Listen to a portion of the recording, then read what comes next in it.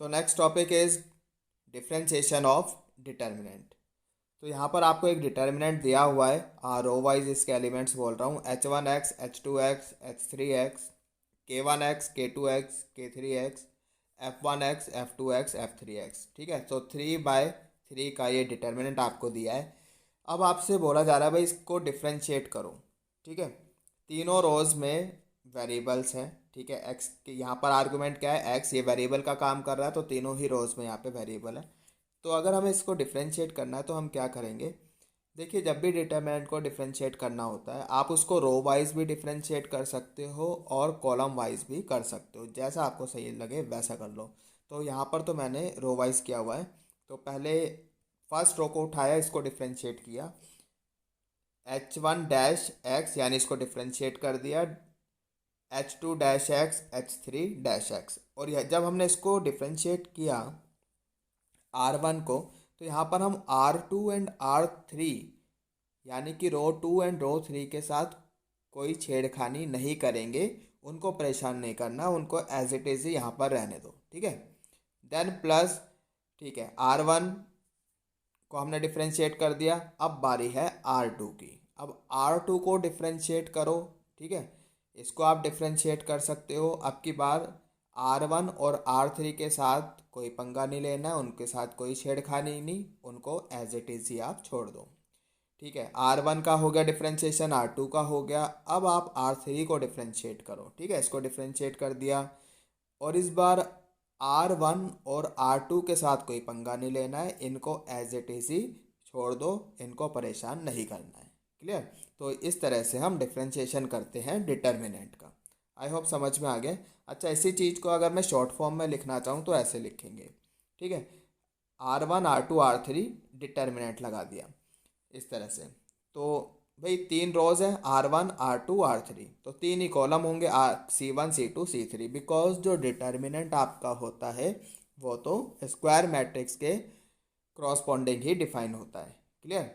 तो R1 को differentiate किया, R1-R2 R3 को ऐसे ही रहने दिया, देन प्लस R2 को डिफ्रेंशिएट किया, R1 R3 as it is, plus R3 को डिफ्रेंशिएट किया, R2 R1 as it is. तो इस तरह से शॉर्ट फॉर्म में हम लिख सकते हैं। नाउ जैसे कि अभी मैंने बोला था कि कॉलम वाइज भी हम डिफ्रेंशिएट कर सकते हैं। अगर हम डिटरमिनेंट को ऐसे लिख रहे हैं C1 C2 C3, ये शॉर्ट फॉर्म में लिखने का तरीका है। ठीक है, तीन कॉलम है तो ऑब्वियस है तीन रोज हो जाएंगी। ठीक है, तो अब की बार हम कॉलम वाइज डिफ्रेंशिएट करेंगे। कॉलम 1 को डिफ्रेंशिएट किया, कॉलम 2 कॉलम 3 के साथ कोई छेड़खानी नहीं, उनको ऐसे ही रहने दो, परेशान करने की ज़रूरत नहीं है। देन प्लस कॉलम 2 को डिफ्रेंशिएट करो, C1 C2 के साथ कोई छेड़खानी नहीं, प्लस C3 को डिफ्रेंशिएट करो, यानी कि कॉलम 3 को डिफ्रेंशिएट करो, C1 C2 के साथ कोई छेड़खानी नहीं करनी है, ऐसे ही रहने दो। ठीक है, तो इस तरह से आप कर सकते हो डिफ्रेंशिएशन। चलिए एक एग्जांपल देख लेते हैं।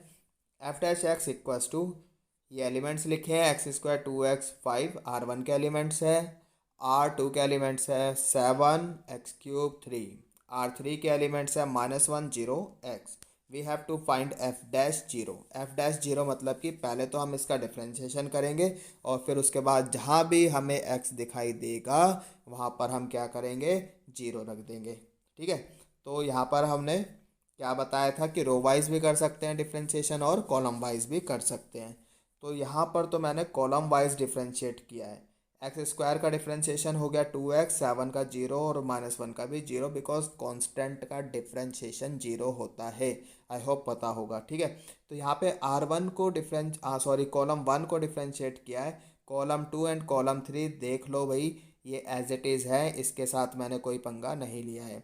देन प्लस फिर R2 को डिफ्रेंशिएट करेंगे, 2x का हो गया 2, x³ का हो गया 3x², 0 का 0, 0 का डिफ्रेंशिएशन 0 ही रहेगा। इस बार C1 and C3 as it is, इनको मैंने नहीं छेड़ा है, ये अपनी जगह ऐसे के ऐसे ही लिखे हुए हैं। ठीक है, देन प्लस अब की बार क्या करेंगे, कॉलम 3 को डिफ्रेंशिएट करेंगे, 5 का हो गया 0, 3 का हो गया 0, x का हो गया 1, and column 1 column 2 as it is, इनके साथ कोई छेड़खानी नहीं। ये तो हो गया भाई आपका डिफ्रेंशिएशन। निकालना क्या था, f'0। अब जहाँ जहाँ आपको x दिखाई दे रहा है ना, तो आप तो क्या करो वहाँ पर 0 रख दो। तो ये क्या हो जाएगा, यहाँ पर x है 0 हो गया, ये पूरा 0 0 0, ये भी आपका 0 0 0 5 3 0। तो इस वाले डिटरमिनेंट की तो वैल्यू हो जाएगी 0। क्यों? बिकॉज यू कैन ऑब्जर्व कि कॉलम 1 के सारे एलिमेंट्स 0 हैं, तो ओवरऑल 0। ठीक है, यहाँ पर कॉलम 2 में एक्स की जगह 0 रखा, वी गेट 0 7 -1 2, यहाँ पे 0 हो जाएगा 0 5 3 0। इसको हम एक्सपेंड कर लेंगे अलोंग R1। बाकी आपकी मर्जी है, जैसे एक्सपेंड करना चाहते हो कर लो, एक्सपेंड करना आपको सिखा दिया है। नाउ इसकी यहाँ पर x है तो 0 रख दिया, 0 7 -1 0 0 0 हो जाएगा इधर, 0 0 1। सेकेंड कॉलम के सारे एलिमेंट्स 0 है, तो इस डिटरमिनेंट की वैल्यू भी क्या हो जाएगी 0। इसकी 0 हो गई, इसकी 0 हो गई, ये बचा, इसको एक्सपेंड कर लिया अलोंग R1।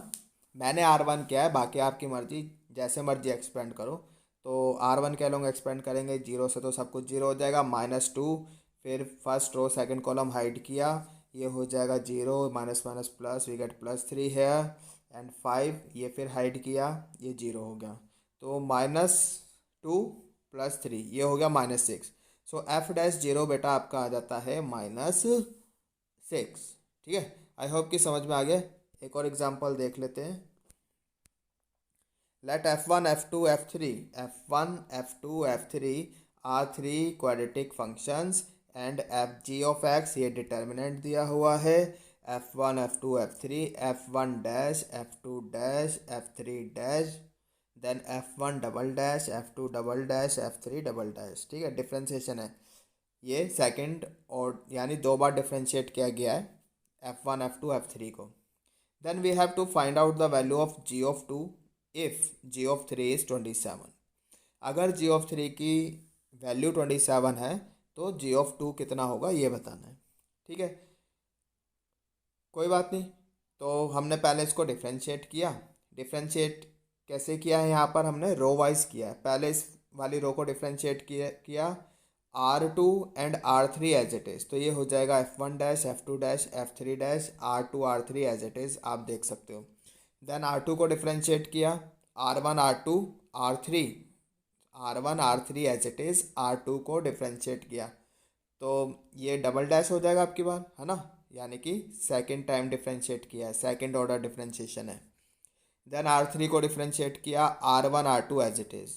अब यहाँ पर आप देख सकते हो, यहाँ पे R1 और R2 तो आइडेंटिकल हो गई, सेम रो है, तो इसकी वैल्यू हो जाएगी वह क्या 0। यहाँ पर R2 और R3 सेम हो गई, तो इस वाले डिटरमिनेंट की भी वैल्यू हो जाएगी 0। यहाँ पर तो कोई भी दो रोज़ या दो कॉलम आपके इक्वल नहीं हो रहे हैं, लेकिन फिर भी डिटर्मिनेंट की वैल्यू 0 है। ऐसा क्यों हो रहा है भाई? ऐसा इसलिए हो रहा है, देखो क्वेश्चन में ये बोला है कि ये क्वाड्रेटिक इक्वेशन है। ठीक है, अगर क्वाड्रेटिक इक्वेशन है फिर आपने उसको डिफ्रेंशिएट किया, इसको एक देख लेते हैं। यहाँ पर चलो कुछ ऐसा है, अगर मैंने लिखा ax² प्लस bx+c, पहले हमने इसको डिफ्रेंशिएट किया तो ये बचेगा 2ax प्लस b, फिर से डिफ्रेंशिएट किया ये बचेगा 2a, फिर से डिफ्रेंशिएट किया, अब ये कांस्टेंट हो गया, ये आ जाएगा आपका जो हमने तीसरी बार डिफ्रेंशिएट किया है ना, f डैश डैश डैश, ये इसलिए ये आपका 0 हो गया। ठीक है, आई होप कि समझ में आ गया। तो इसलिए अब ये भी 0 हो गया, ये भी 0 हो गया, ये भी 0 हो गया, यानी इस बार क्या हो गया, R3 के सारे एलिमेंट्स 0 है, इसलिए ओवरऑल इसकी वैल्यू कितनी हो जाएगी 0 हो जाएगी। तो यहाँ से हमें क्या समझ में आता भाई, ये भी 0 ये भी 0 ये भी 0, इसका मतलब G'(x) 0 है। G'(x) 0 है, इसका क्या मतलब है?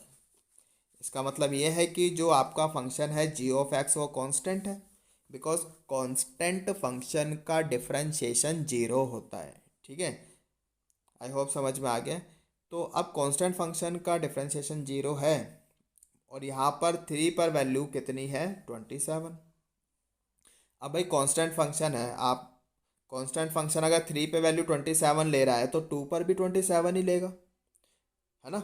आई होप समझ में आ गया। अगर ग्राफिकली भी आप देखोगे, ग्राफिकली तो आप ऐसे देखो, कोई भी कांस्टेंट फंक्शन है, मान लो कि f(x) = k, तो इसका ग्राफ तो ऐसे ही जाएगा ना, ऐसे। अब यहाँ पर 2 पर वैल्यू जो भी है, 2 पर वैल्यू भी के ही रहेगी, 3 पर वैल्यू भी के ही रहेगी। एक्स की आप कोई भी वैल्यू रखो, वैल्यू तो हमेशा ही के रहेगी। ठीक है, तो कहने का मतलब क्या है, अगर 3 पे वैल्यू 27 है तो 2 पर भी 27 ही होगी। Therefore answer is what, 27। So G of 2 equals to 27। I hope समझ में आ गया। तो कैसे करते हैं डिफ्रेंशिएशन और डिटर्मिनेंट्स का, इस लेसन में हमने आज यही सीखा है। तो बाकी क्वेश्चंस आपको मिल जाएंगे। देखो ये बोर्ड में नहीं पूछे जाते हैं, ये बोर्ड का टॉपिक नहीं है, ये कंपटीशन का टॉपिक है। तो जो भी आप मटेरियल फॉलो कर रहे हो वो आप फॉलो कर सकते हो, वहाँ पे आपको ऐसे क्वेश्चन मिल जाएंगे।